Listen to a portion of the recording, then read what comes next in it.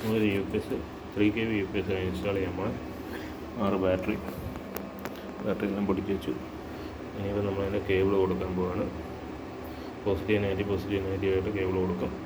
Last വരുമ്പോൾ 72 volt നമുക്ക് കിട്ടണം. നമ്മൾ ബാറ്ററി എല്ലാം കണക്ട് ചെയ്ത് കഴിഞ്ഞു. ഇത് വന്നിട്ട് 72 വോൾട്ട് 73 വോൾട്ട് കിട്ടും 6 ബാറ്ററി. ഇനി നമുക്കിത് UPS കണക്ട് ചെയ്യണം. അതാണ് നമ്മൾ 3 kV UPS. അതിന് പുറകിലായിട്ടാണെങ്കിൽ ഇത് വന്നിട്ട് ബാറ്ററി കണക്ടർ, ഇത് ഔട്ട്പുട്ട്, ഇത് ഇൻപുട്ട്.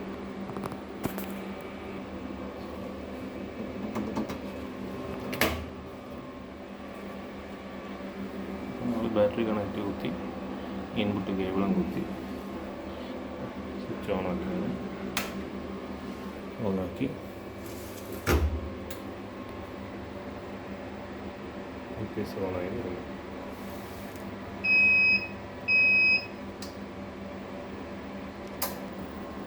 അങ്ങനെ UPS ഓണായിട്ടുണ്ട്.